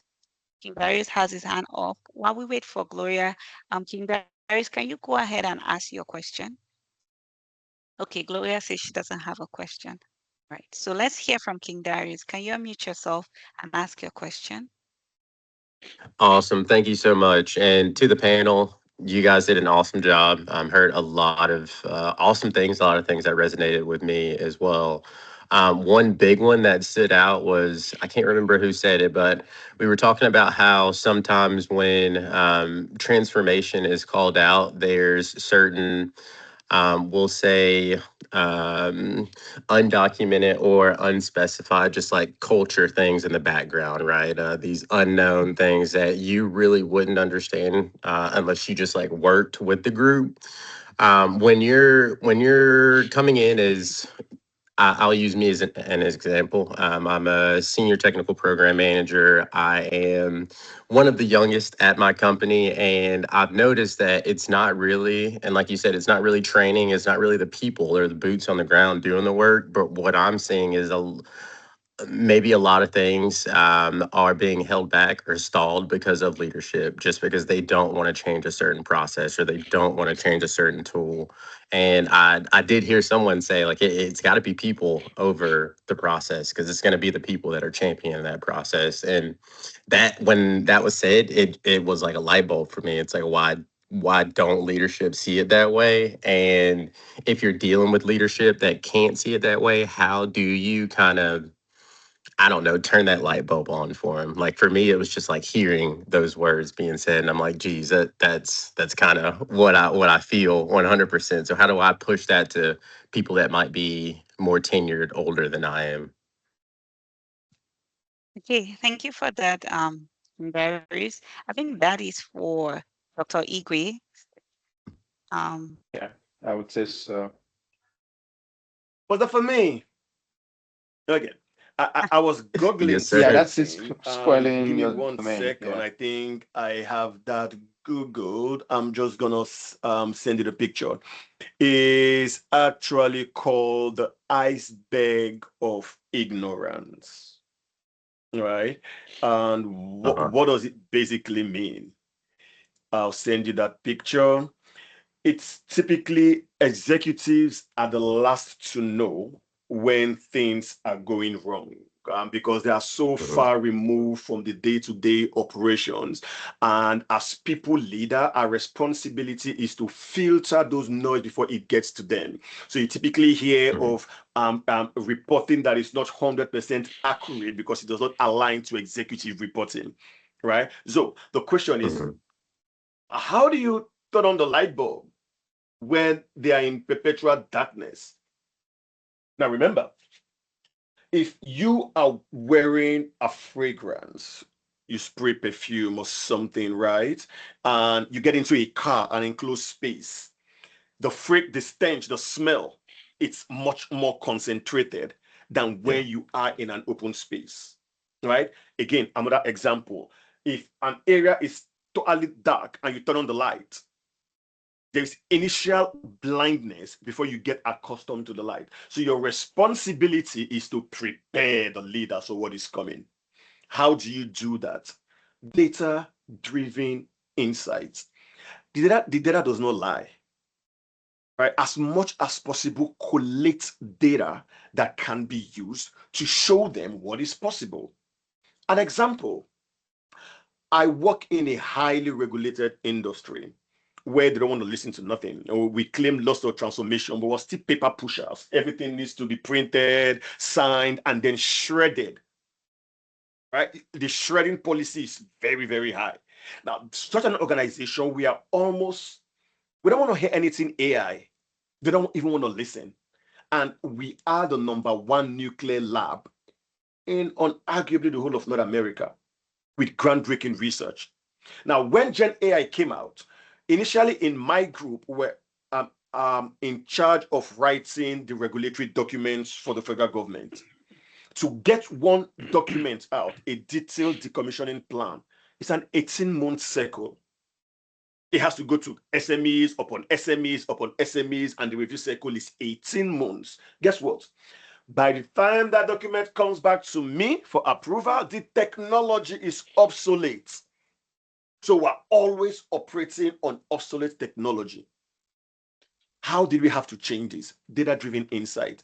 You got to show them what the data says. Now, we were able to show that we can actually reduce 18 months to 8 months, and further reduce 8 months to 4 months, 4 months to 2 months. And someone said, no, come on, Charles, that's a lie. We've been doing this for ages. It's impossible. All we did was use a pilot to show. Now, imagine showing someone the millions of dollars you are able to save just by using some sort of Gen AI tool within the ecosystem of the organization. So sometimes you have to look, what can I do? When Jesus was speaking to Moses about parting the Red Sea, he asked him a question: what do you have in your hand? There always has to be something in your hand. What do you have in your hand? Taiwo asked, what is that one skill that sets you apart totally, that you're known for? Use that skill to your advantage to provide insights using data. And be ready for resistance. You may prefer 10 solutions, 10 of them gets tossed away. Keep trying. Never ever stay in your lane. Staying in your lane means you're just focused on the job. Be a true change champion. Look for changes within the organization. Suggest improvement. Lead the charge for those improvements. How do you do that? Right. It doesn't have to be your organization. It doesn't have to be your department. How do I do this? I'm always pop-nosing. How can I improve these folks? And instantly I'm doing a memo and I'm sending that to the director or to the program manager. I'm like, hi, these were my observations. Deal with it, what you want to do with it. Thank you, bye-bye. Over time, they started looking forward to those memos or those improvement initiatives. Because guess what? I wasn't expecting them to be executed. I am flagging this, put in your risk register or your issue log. So be a true agent of change and know that you will face resistance. Be ready for the resistance. Thank you so much, Dr. Igwe, for that. So this is a charge to everybody. Be a true source of change. Be a true change ambassador. Do we have any more questions? Is there anybody else who has any more questions? I think as we wait for the questions, I just want to sort of top up on what Charles has said, especially since he's from an environment where the regulation is crazy. I'm in clinical research. It's a red tape galore. It's everywhere. And the thing with these industries is that the regulation constrains certain behaviors. And so even the leadership has been in this same space for such a long time. But what we need to understand is that the regulation can constrain the behavior. It can't constrain your identity. And, in fact, like regulated industries often have the worst capability problem precisely because the regulation has substituted for identity work for decades. It's highly regulated. And so we start to operate from external compliance as the identity, as the capability. We make the two become one. But the moment the rule book is taken away, then you see it for what it actually is. And so in coaching, we have this phrase, you can't move a parked car, right? So right now, your top leaders cannot move. They are in park no matter what you do. So the question that Charles asked is, who can you become? So the system is there. But who do you have to become to be the person who can move that parked car into neutral? You don't need them to be in drive, just in neutral, because that one little inch of movement is going to wake them up. So it has to do a lot with the organization, you sort of have to look into the future, is when this organization is squeezed, what is it that we want to come out at the end of it, not what is going to come out now. And you become the person who can now create that sort of environment to now show them that this is the outcome we are looking for. And yes, you will get so much resistance, it's crazy. But there's a verse in the Bible in Proverbs which says that all work works. Like no matter what is working, is that all labor is not in vain. And so even the time when you go over and over again to do the work, just because you cannot see the result does not mean the work is not working. It will work on you before it works for you. So just have the resilience to allow the work to work in you before you become the person for whom the work works. And so that is where that little nuance is. How long can you be in that? It becomes now you who is able to say, you know what? I can get through this. Eventually, that spark is going to go into neutral. Wow. Fantastic. Wonderful, wonderful insights. Just Thank you so much.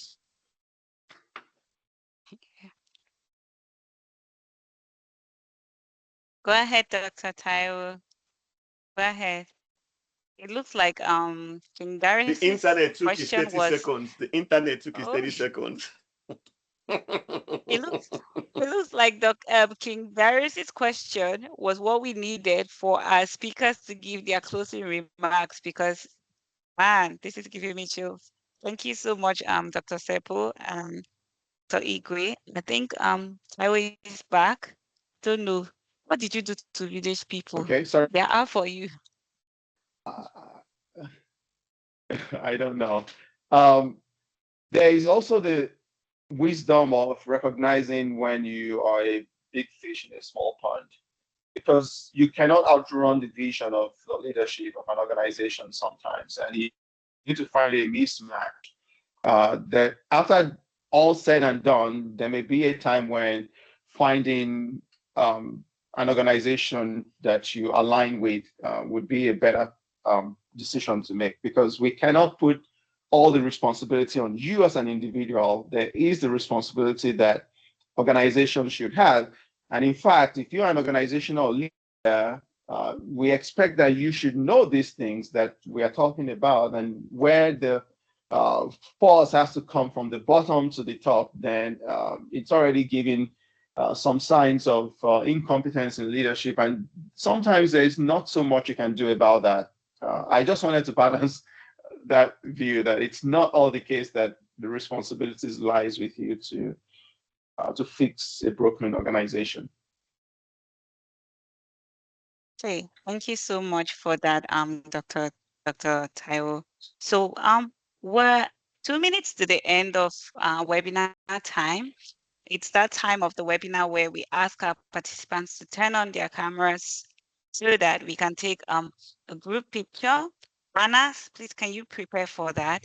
But before we take our group picture and we close out, I'd like to thank everybody for making our time to be here. This has really been a very insightful webinar. We've learned that training is not the goal, it's just the vehicle, and that there's a difference between capacity and capability. And sometimes it's not that the training has a problem, it's not that it wasn't implemented properly, it's just that organizations need to stop being sponsors, leaders need to stop being sponsors, and ensure that they are the capability that they want their organization to be. They ensure that instead of being a face, they're actually doing the work, you know. And we've seen a couple of tips that we need to do, how we need to plan for training, how we need to align it to strategy, how we need to know what resources we have before creating a transformation agenda. And also, most importantly, knowing that to ensure that transformation and performance is sustained, we need to have discipline, both as organizations and individuals. So this has been a power-packed webinar. For those who want to come back and listen again, you can always click on the events page on iCentra website, and you'll be able to go through this. You can also get in touch with our speakers on LinkedIn. Their LinkedIn profiles have been shared in the chat. Don't forget to take advantage of the 48-hour discount that is currently running, both as an individual and as an organization. So before we take our picture and we check out, in 1 minute, a good man, can we just give our final words, our final key takeaways for this webinar before we take our snapshot? So let's start with the Sepo, and then we'll go to Dr. Igwe and we'll end with Dr. Taiwo. Fantastic. I'll give it to you in 30 seconds. I think the capability conversation has been a training conversation for way too long. And what I came here to plant in people's mind is that capability is not transferred. Capability is revealed. So the training is just a tool used to reveal. So let's train less and reveal more. Let's engineer the conditions where what is inside your people is exactly what your organization needs to see what's when you're under pressure. So the work begins there. So yeah, thank you so much for this time. I've really enjoyed myself and learned a lot from the other panelists as well.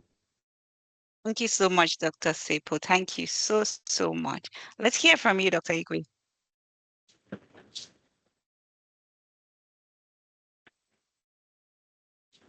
We can't hear you. I don't know if you're muted.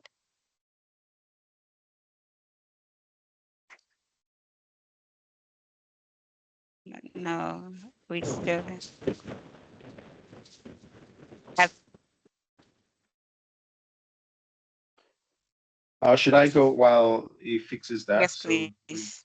Yes, please. Yeah, I just want to zone in on mindset shifts that should happen both at the organizational level and at the individual level. On the organizational level, we need to move away from just designing L&D programs to looking at the conditions that enable those programs to result in the success we're looking for. Events, those programs are just events that have like a short timeline, but the conditions are the environment that enable the translation. The question King Darius asked is one of such, where it's one thing that people are trained, it's another thing that the architecture of the environment created by the leaders affords those trainings to become real capability. And on the individual end, basically stop just pursuing training because everybody is pursuing training. Concentrate on which training makes you to become the kind of person you want to become. Dr. Sepo said something about that it's more important to see what you become. And if that is desirable to you, then choose a training that leads you in that direction. And that usually will release to you all the resources, both internally and externally, to hit that mark. Thank you so much, Dr. Taiwo Abraham. Thank you for this insight. And please do not forget to take that charge and that advice. So let's go back to Dr. Igwe. That is if you can hear me now. Yes. Oh, yes, we can. Oh, praise the Lord. Hallelujah. Oh, yes. So what is my takeaway? When opportunity meets preparation, success is guaranteed, both at an individual level, both at an organizational level. We have to also remember that there are 3 levels of resilience: organizational resilience, personal resilience, structural resilience, which is the business environment that your organization operates in. So build resilience. Build resilience. Build resilience. Taiwo has said it is not the responsibility of your organization to train you. The truth is, it is your responsibility to find out the trainings that align with your future goals and take them. It could not be directly aligned. It could be peripheral that provides you with grounded knowledge.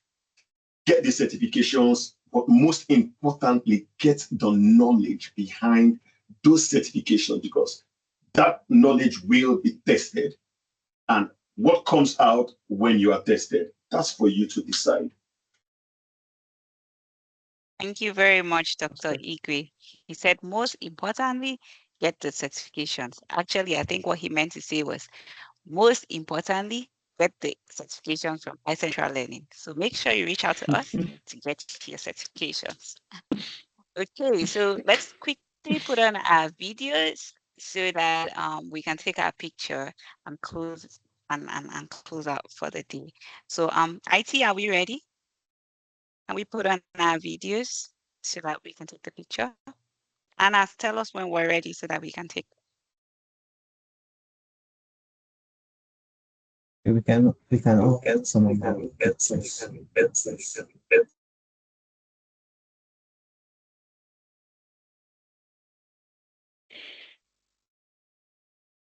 We want to see all your beautiful faces from Kigali, Zambia, Accra, Cote d'Ivoire, Abuja, Lagos. Want to see how beautiful you look. We know we cannot be there with you, so please put on your videos. IT, can you but they're complaining that the videos are disabled. Can you work on that quickly so we can take pictures?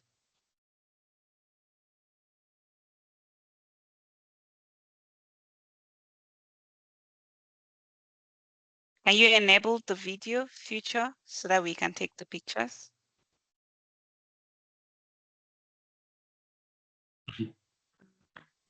Sorry, just give us a minute so he can enable it.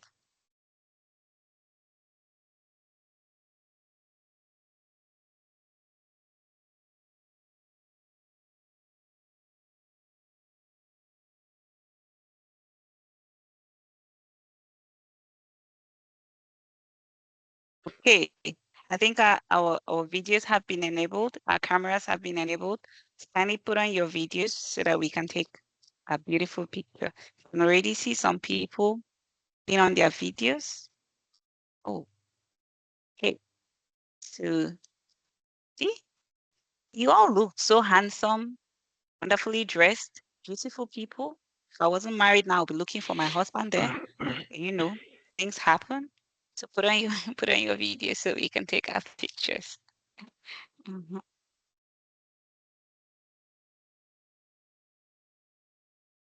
Okay, so People Anas, you need to ideas. tell us when it's time so we can take our pictures.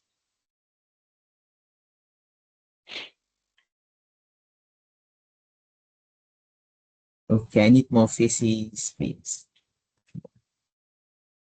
Let's go, people. Let's go, people. Put on your videos.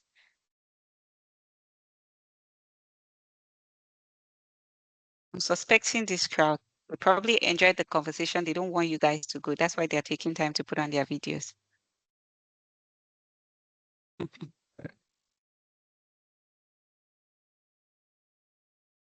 Okay. Let's see. So Anna, are we good to go? Almost. I need more faces, please. And can we all smile? Okay. Smile. Cheese. Or we do Smile, you something don't know you fun can like see your better half this. from here. Okay, Anna, let's go. Almost. Everyone say cheese. Cheese. Cheese. All right, one more. And we are done. Thank you, everyone. Okay, thank you so much. Thank you, everybody. It was a wonderful 2 hours with you. And please do not forget to sign up or subscribe for our next webinar. It's going to be coming up the last week of June. But of course, we're going to send out emails to remind you. Thank you so much for making our time to be here. Do enjoy the rest of your week. And for my Muslim brothers in the house, for wonderful feast tomorrow. Take care and God bless. Bye. Bye, everyone. What's happening tomorrow? Bye. Muslim feast is tomorrow. Ah, let me on my Bluetooth so somebody can send me meat from Abuja. I don't see meat problem there. I don't go ahead. Bye-bye. Take care of yourself. Thank you for a good Bye, event. Dr. See Igwe. you around. Thank you so much. Bye.